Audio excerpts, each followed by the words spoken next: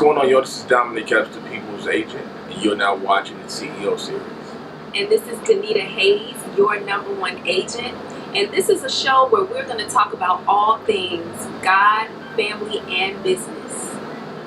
And this is Rosalind Charity, CEO of Skyline Title. Stay tuned. That's right. Okay. Y'all got me like a media now. Okay. All right, it's a beautiful day today in the city, great city of Suffolk. Let me say that. Yeah. All right, so let's go ahead and get right into this thing. What you got today, Pastor? So, for those of you who know us or don't know us, Dominic and I started a real estate company together. So, you know, he had a real estate team, I had a real estate team, and we came together and joined together and we started a real estate company. And today, well, it'll be a year in January. Today we were just kind of talking about it. Just, you know, like what are some of the things that we've learned so far? What has the feedback been so far? And, you know, are there things that we may want to do differently going into 2020? So my question for you, my brother. All right. How has it been for you? You know, tell me some of the things that you were taken by. Was it anything that you were taken by surprise when we started the company? So, nothing took me by surprise. Like, I already knew, like, when you called me that day, like, you know, like, God already showed me, like, yeah, I'm going to business. So, I kind of already was prepared ahead of time for that. So, I still remember when you called me, and you was like, I got something to ask you. And I was like, I already know. Yeah. You know what I'm saying? And because that's the great thing about you having a prayer closet is you get a download from God first for somebody else. You know what I mean? So when you brought it to me, it was like, it was confirmation, exactly. Right? But I will say that for me, you know, as far as my production, going from, you know, a broker, going to a broker, and from being, you know, that top producing agent, and you have to be more concerned more about your agents that's under you instead of your own production. That was a big, you know, and I'm still trying to adjust to that. You know what I mean? Because I want to make sure my numbers still look high, but also make sure that all of our agents are producing as well. So yeah. And that's the thing. Yeah, it is a difference. Like when you move from just being an agent to being a broker. And I've been a broker for about 4 years, so it is a huge adjustment because it's not just about you anymore, it's about your agents, and you want to make sure that you're there for them. You don't want them to ever feel like you're just taking my money and you're not there for me, you know. And I think too, like being a broker, you're not only just a broker, you're a psychologist, you're a pastor, you are a prayer warrior. I mean, we pray for our agents, we do. It's just in us, and that's something that we will always do. And you know, one of the things I will say is that you learn to work with people. People are different. You have different personalities. You know what I'm saying? Working with females, they got different female issues. What are you trying to say? Y'all got some issues. And I'm not saying that's a bad thing. I'm just saying, you know, from a male perspective, you know, when you have agents, you know, that call you and they got certain stuff going on personally, woman-wise, you know, you have to be like, okay, I understand that. You know what I'm saying? And that tenacious side of me going to be like, look, you got to get out here and go get some business. You need to go, you know. And it's like, well, I can't do this today, Dominic. And like, oh, okay, all right. And so, because like the thing about it is, with females, we are very what's the word I'm looking for? I have a lot of different intricate parts about us, about our personalities. Very sensitive to, not saying that you're a sensitive person, but sensitive to things. A lot of times, you know, they say that female intuition. I think it's true. Like you can say one word to me, and I can read like the whole, feel what you're trying to say in a different way, if that makes sense. And a lot of times it's not going to always be just a cut and dry thing with a female. You got to listen to what she's saying and say, oh, okay, this is what I get what you mean. Yeah. But which is good that we have you Yeah. and we have me, because I have even with some of our male agents, Yeah. I would be like, Dominic, can you talk to him, because I Yeah. might not be able to reach Yeah. him. I'm not sure if I'm understanding. Yeah. So it's the same. Yeah. Okay. And so with Roz, we're Yeah. excited. Roz just Yeah. came on board. She was,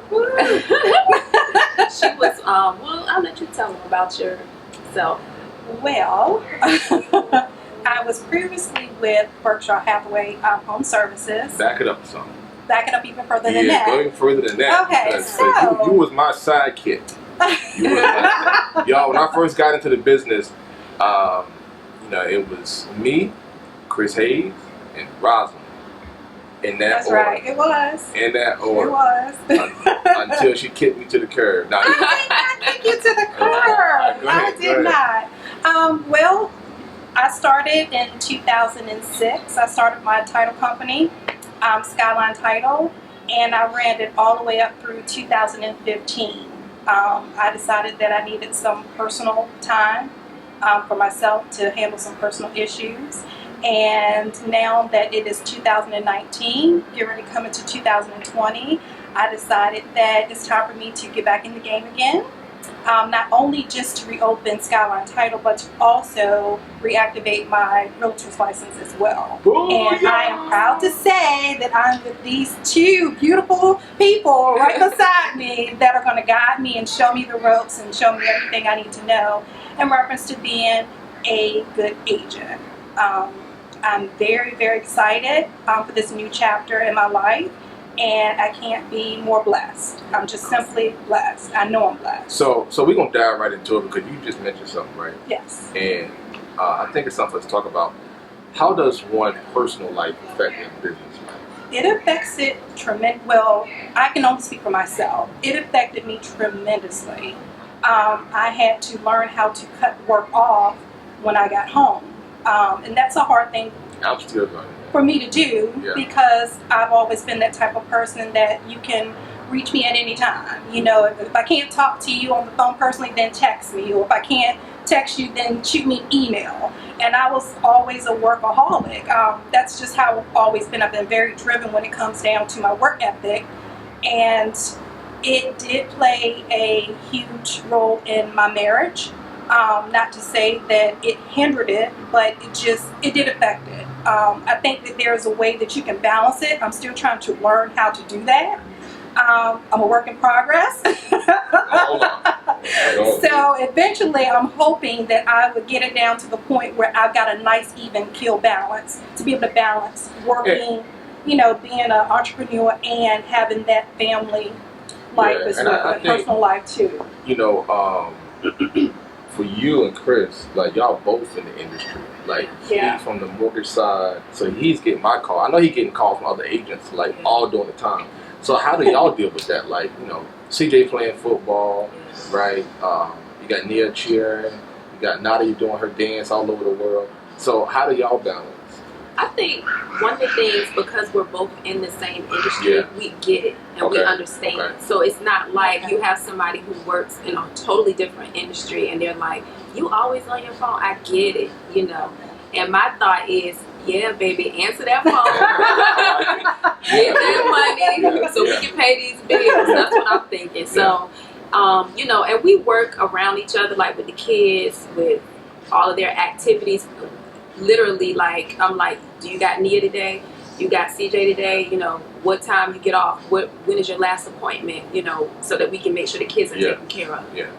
And, you know, one of the things that I have learned is that, you know, it is a work in progress. Everybody's working in progress. You know, I'm a go-getter. I tell people my phone is available all day. Call me anytime. But I have to learn to adjust that.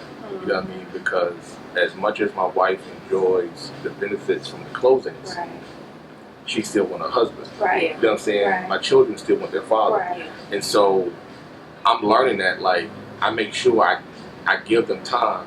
But I was listening to, I think it was, who was it yesterday? I don't know if it was Jim Rohn, but he was basically saying how to make sure that, you know, we don't spend time on the minor things, too much time on the minor things, and we spend less time on the major things, right? So it's like you spend 20 hours in your business but 30 minutes with your kids. So it's like you majored the minor and minored the major. You spent more time on what was not important as you should have was more important. Yeah, personal life plays, to me, it plays a major role in your business life. You know what I'm saying? Like, if home is not straight, it's mentally, because a lot of this, when you run in a business, a lot of it's mental. You know what I'm saying? And so if your head ain't there, it's hard to function at work. And your clients know. They know some of, like, you alright? You know, so, like, if I don't post high homeowner, for instance, it's like, alright, what happened last night? Because every morning you post it. Exactly. You know what I mean? So, yeah, and I think too, like, the older I get, the more I realize that a lot of the things that I thought was important is really not that important. You know, your family is important. Spending time with them is important. You know, a lot of times as women, you know, we are looked at as, especially if you, like, you know, you're supposed to be one of those women that just have it all together. You know, kids perfect, business perfect, the best cook. Cooking, cleaning, all that stuff, you know, and that's, you know, people look at you like you got to have it all together. And so I think the older I get, I'm starting to realize, guess what, you don't have to be perfect. You know, be the best you that you can be, do the best that you can do.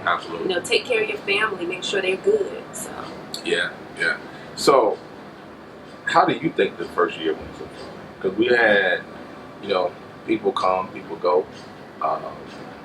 You had some interesting conversations with some folks. So, how do you think this year went so far? Well, so y'all, this is our first year in business. It'll be a year in January. So we're just kind of recapping. That's what we were having a conversation today. Like, what are some things that we would want to do differently? You know, we've had people come to be a part of the team, and we've had people leave, and so. Which that happens in business. And it happens, and it's okay. Like I was telling Dominique earlier today, I truly believe that no matter what you offer anybody, it could be the star, the moon, the sun, everything. It doesn't matter. If they're not happy with the culture that we provide, then they're not going to be happy, and they will leave. You know, you can have somebody who gets 100% commission, but it doesn't matter if they're not happy with the culture. Then you might have somebody who wants to feel like they want to be in a close-knit, a family type of environment, and they don't care if you take 50% of their commission. So it just all depends. And you know what, this is a good segue to get you in this conversation, Rosalind, because you chose us to come to our company. What was it about us that made you? And you was with, I'm not going to say the name, but you was with a well-known, established firm prior to. So I was. And it had pros and cons, like any company, anything in life. Like, but I'm going to be honest. I am kind of new to social media. I wasn't a big fan of it. I was just kind of like a word-of-mouth type of person, you know, to people, you know. And my mother stays on Facebook more. I mean, she can't go to bed. She can't cook without burning bread. I mean, she kind of motivated me to really just kind of like, okay, let me just see what's out here. Let me just see what this is about. And when I decided to do that, the suggestion of my friends, Danita was the first person that popped up. And it might be because maybe I have Chris in my phone contacts. I don't know. And I just kept strolling and watching her posts and watching your prayer live sessions 3 times a week. I mean, I really followed her a lot. And with the fact that I had already met you, like a few years ago, you know, personally, and of course already knew you, it was just like, it was a given to me. It truly was a given to me. It was just a matter of, okay, I got to go take this test again. So once I take the test, it was just like, okay, I'm ready. That's all it was. And here's what's interesting, because there's some things, and we're not going to say a lot of, but there's some things we've been praying about, wanting to do. And so when you called, it was like confirmation, like, wow, like, really? Like, wow, you know what I'm saying? So there are some big CEO moves. Yeah, you were like the missing piece to the puzzle. Yeah. Trust me, we've been talking about this for a while, Absolutely. but we were just like, we don't know. We need, so definitely. Yeah. Because I had told Dominic, I said, Rosalind called, or I said, she wants to meet with us. And he was like, what? I'm looking for Rosalind. Yeah. So pretty good, man. So what would you say is the greatest moment, greatest experience thus far with Victory League? That's a tough one. I give mine. I think the greatest so far was the back to school shoe drive. Oh yeah. Because I think every business should put someone in a position to give back to the community. Yeah. You know what I'm saying? And the fact that we were able to provide shoes to almost 100, I mean, we had like 81 kids, and we had sponsors. There were people that donated, but we also came out of our own account, business account to provide, and that was like, man. The people were so appreciative. Yeah, I mean, that really made me feel really, really good that we were able to do that. Absolutely. I mean, and it was, it wasn't something that we planned a long time ago. 7 days. 7 days. Just in a week? Yeah. 7 days. The community came through In and 7 they days. just started giving donations. We were able to buy sneakers for kids and clothes, book bags. It was amazing. Like, it was. I hit her up and was like, look, I got this idea. Can we pull it off? She was like, sure. Now, she would have said no. They'd be like, oh. But I think we can do it. We called, Major from Golden Burger Bistro. Yeah. And it was just bam, bam, bam in 7 days. That's And awesome. them people showed up. Yeah, they showed up. A line of people was there. Them parents was there to get them sneakers. So that was a blessing. Yeah.